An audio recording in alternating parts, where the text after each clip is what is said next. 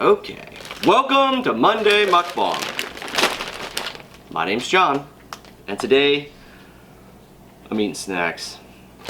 I've got some of my favorite snacks that are vegan. These are Twizzlers Cherry Bites. I'm gonna save them for the end because my sweet tooth isn't really what it. Well, I've never really had a big sweet tooth. These are probably my favorite.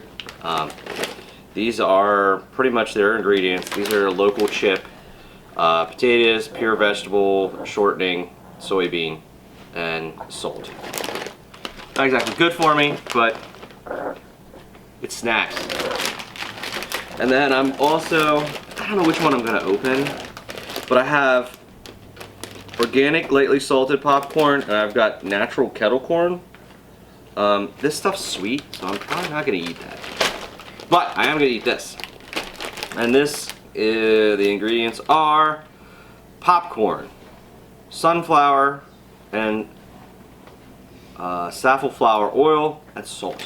So I got different color bowls, so I don't like that. Actually, the bowl thing with snacks, I never did it as a kid.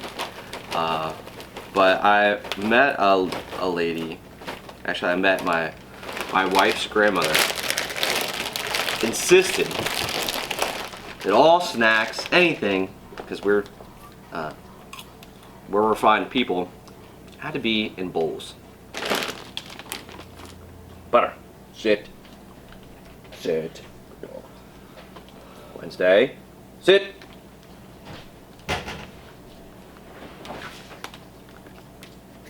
Okay. You can't have snacks without feeding your dogs. Not directly from the table, as we discussed several mukbangs ago. I'm not going to give them food out of a bowl. But Jessica's grandmother always insisted on, if you came over, even if you only came over for like, I don't know, 15. There are times where we'd just be there for like 15 minutes.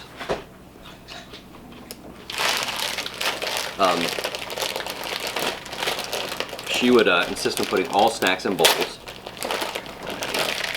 Yeah. That's just how things were done back in the day. So I've got my 3 snacks. I'm probably gonna have to, I'll be honest with you, the only bowl that's probably getting refilled is these ones. But of course, it's hard when you open a snack and not just sample a little bit of it. So my intention actually was today was to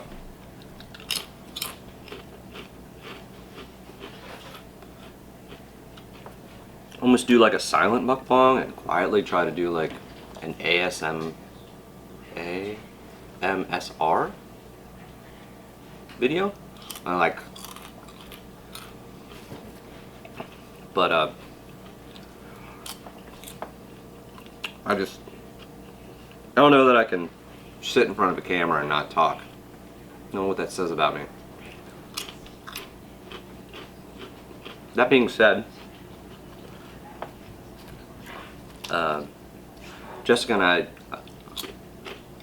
on occasion, have joined various writing groups, and she asked me if I would go to another writing group with her, starting I think probably maybe October, maybe not till the first of the year. I don't know. She didn't give me any dates, but I don't know how you guys are, but if your spouse or your significant, your SO, asks you to do something, and even if it's not like your the number one thing on your list to do, why say no? I always try and say yes if I can. So I said yes. So with that regard, I'm not going to revisit books, like favorite books of mine, but I'm gonna reveal a little bit of something about myself. Quite often, I have a very active imagination. Sometimes I think too much so.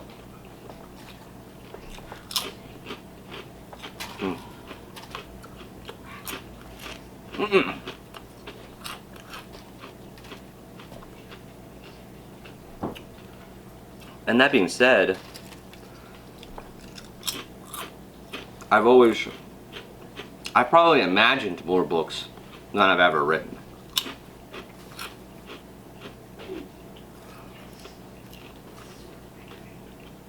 And as Jessica is often fond of reminding me, I'm the English major.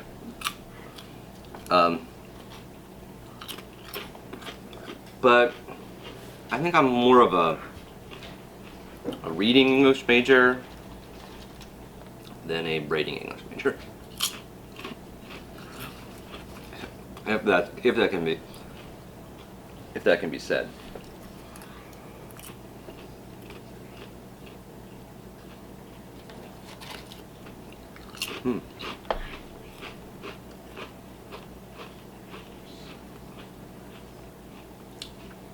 I will tell you, the whole like soft crunch of the popcorn versus the hard crunch of the chip, it's really good.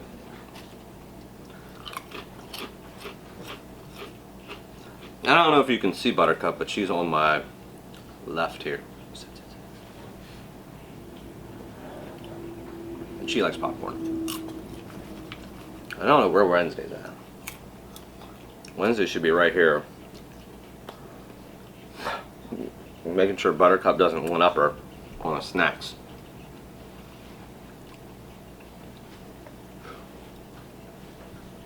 Back to my topic.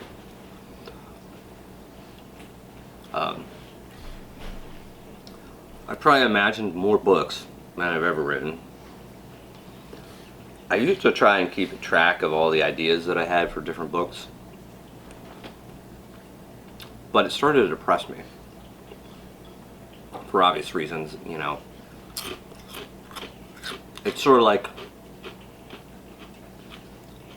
imagining what your life would be like if you won the lottery too many times. You know, it makes your the way you currently live seem out of place. Or not out of place, but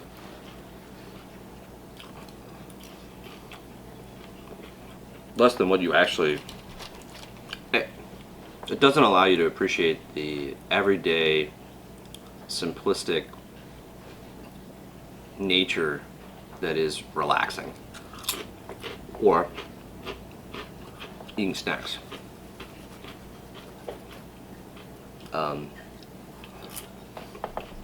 I think one of my favorite ideas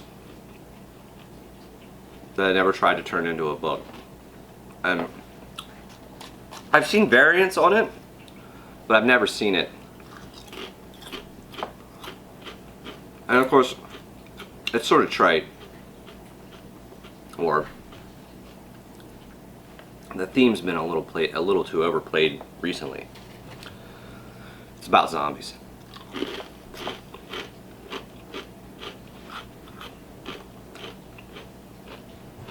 Sweetheart, you're making this hard.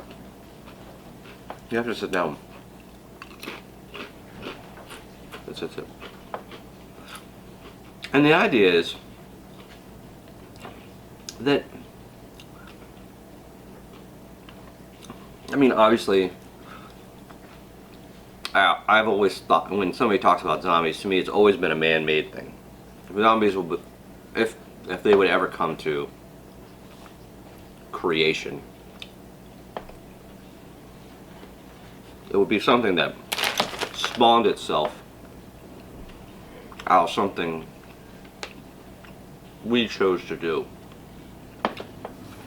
either to ourselves,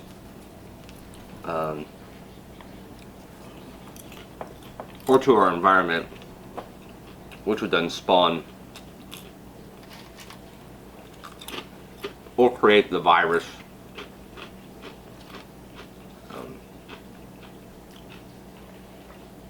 And like all things, you know, everything needs a starting point.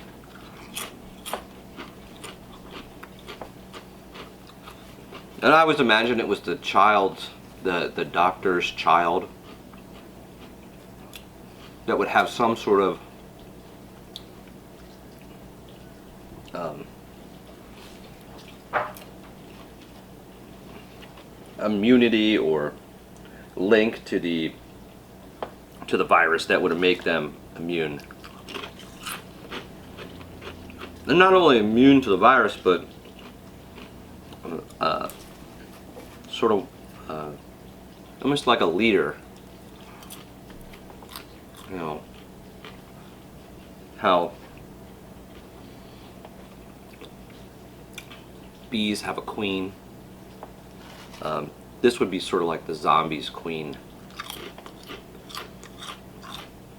And the child would be able to direct zombies, not stop them obviously from feeding, but direct them to locations and give them semi direction on what to do and where to go next. But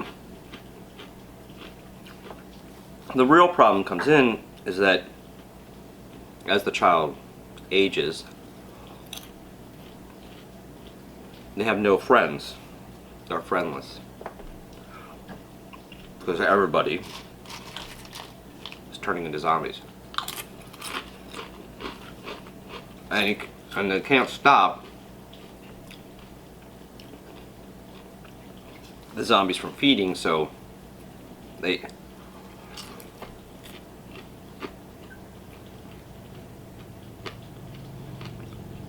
it's almost like they're sort of trapped in this idea where they grew up with zombies,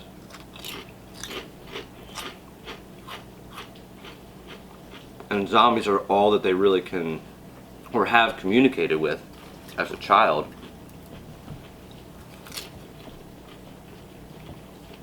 And they know it's not right. It's an uncanny way of living. I mean,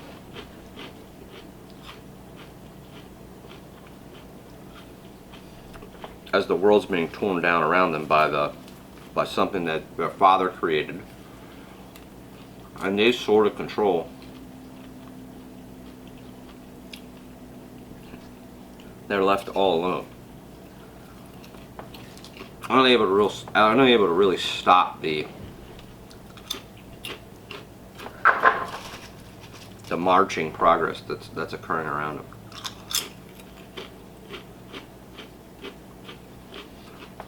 I don't know, I always thought it would be fun, because I don't really know how that would be a something where I don't know, I couldn't tell you right now, gosh darn it, this is how they fix it. Or,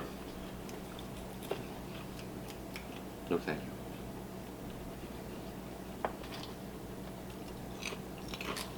This is how the child ends it. No. No.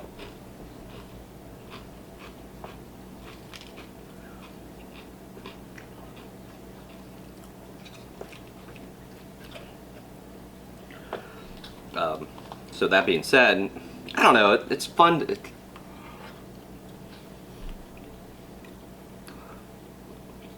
imagining books.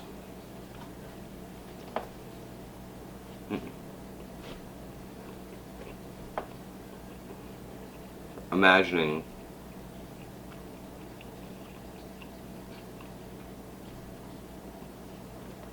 a different life, or a different version of the chaos that surrounds people nowadays, or I don't know. It's fun. I mean, and as a teacher, imagination is tough to teach, especially if it ever gets lost. I've tried as a person to hold on to mine,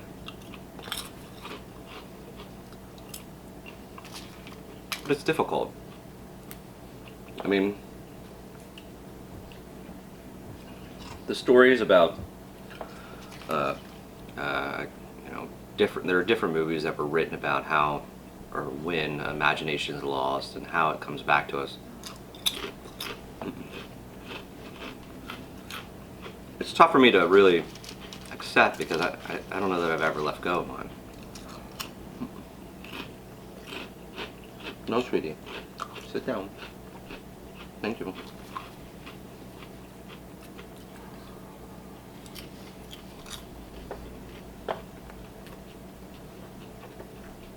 And the neat thing is, well, it's not neat. It's very, Buttercup, you have to sit down. I can't help you.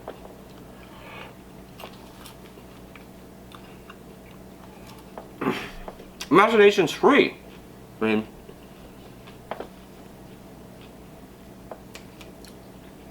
no, baby.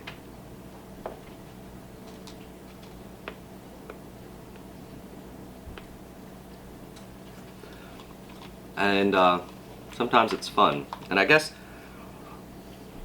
in a world looking to try and, you know, I've heard a lot about meditation, and I've meditated about taking that moment and finding your center. I think imagination not only can help you get there, but can also give you a reason to come back to that spot. Because it's work. To concentrate and breathe and focus on nothing else than what's going on inside your head or going on inside your body. And then the really neat trick is when you start to shut that out as well, and you become so singularly focused on breath, on what you're looking at,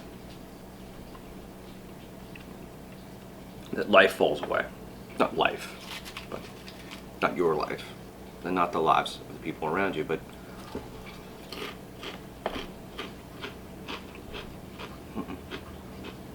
no, baby. No.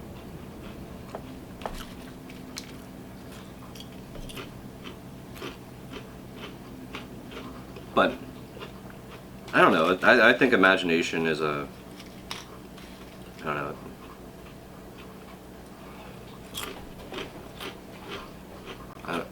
It's almost like the mysticism we've lost. I mean,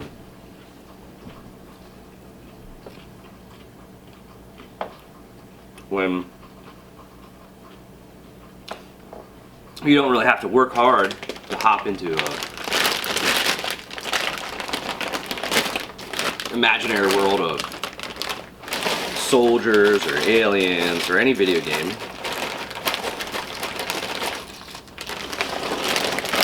Or even the Minecrafts of the world that sort of, even those sort of self-paced builder video games of the world that allow you to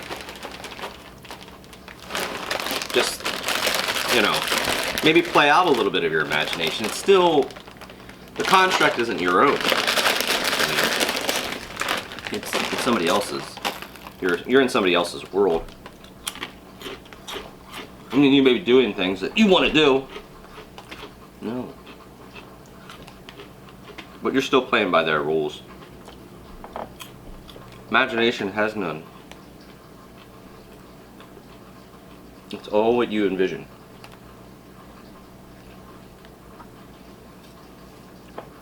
It's all what you want for yourself. And there have been, I don't know, I've read countless, not countless, but I've read maybe 2 or 3 self-help books. So that's why I was going to say countless, but that's so not true.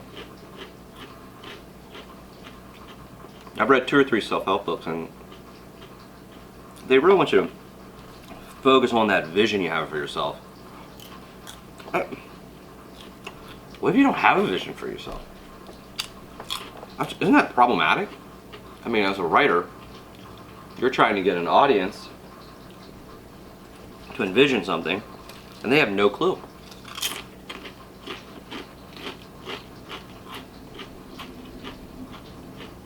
I don't know. But another book that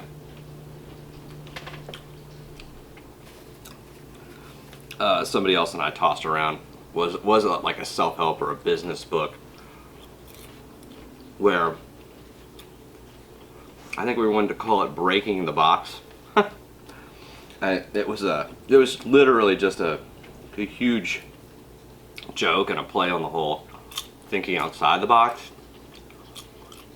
Who cares if you're thinking outside the box? Let's destroy the box. Let's destroy and rethink business.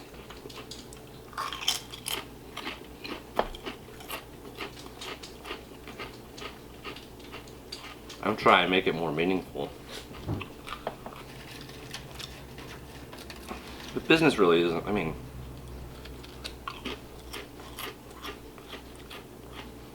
business is meaningful. It's what allows you to buy snacks and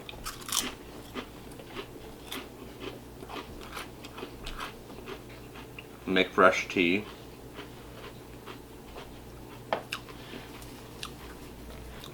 And drink clean water.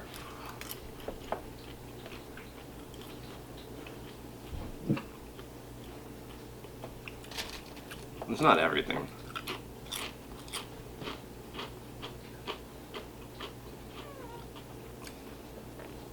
So I don't I had Neil set this up for me, so I don't know how far into the video I am in. Neil? And of course he left.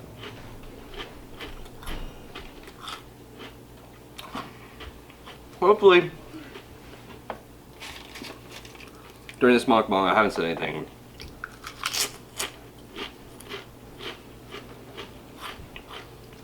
that's offensive. I don't think I did.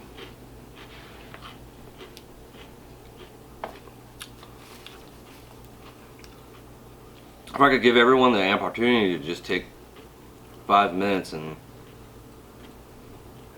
just think about, you know, that book you've never written or that thing you've never done. No, just think about that book you've never written. What does it say about you?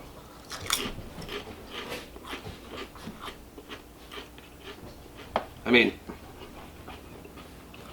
I really think it comes down to, for me,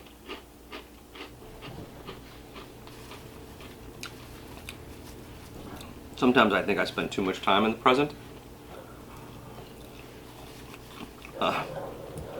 I'd much rather eat snacks or play with my boys or play with the dogs or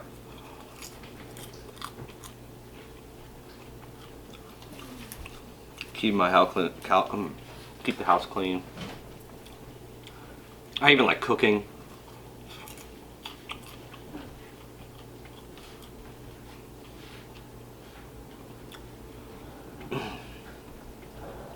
And I do love them. I love my dogs, I love my sons, I love my wife. I like to spend time with them.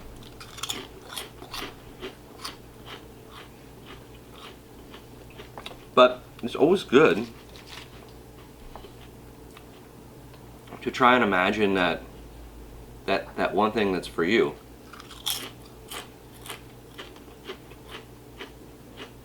To be honest, I really think the one thing that's for me is teaching,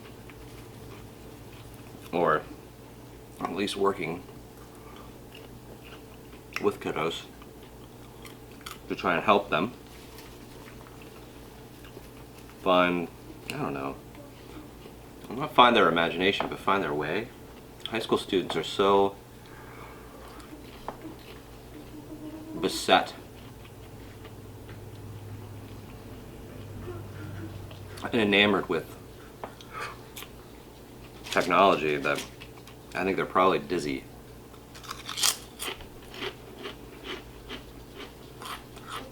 Dizzy from it all. And if you wonder why this is sort of dragging out, it's because I'm determined to finish these chips. I love these chips. They're a Pennsylvania product, so I can't.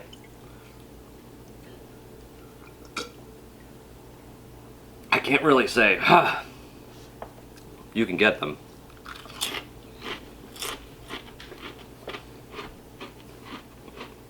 And by no means is this healthy. I mean, you could probably say that. Nah, you can't. It's full of salt. All this is salt. I imagine that even the Twizzlers have salt in it. The tea has no sugar. I figured I'd do my body that favor. I do have a whole glass of water that I haven't drank.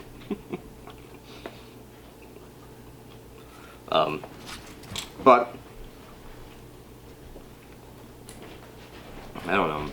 Hopefully you take this time to sit down, eat some snacks with me, and think about what that one thing in your head is that you'd like to do.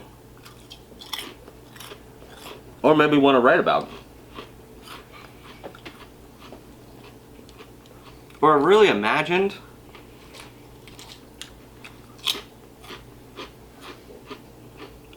and never done. I hope everybody has. I mean, I honestly hope everyone has something like that. I think it's useful. So, for Monday Mukbang, this has been John, rambling on. Oh shoot, I forgot though. I'm so bad at this. Jessica's gonna be so mad. I should edit this. If you like our channel, if you like our content, hit the like button.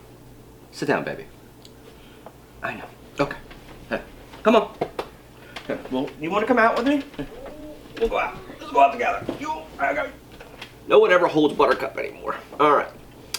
If you like our content, click the like button. If you would like to see more of our content, hit the subscribe button. Any comments, leave them down below.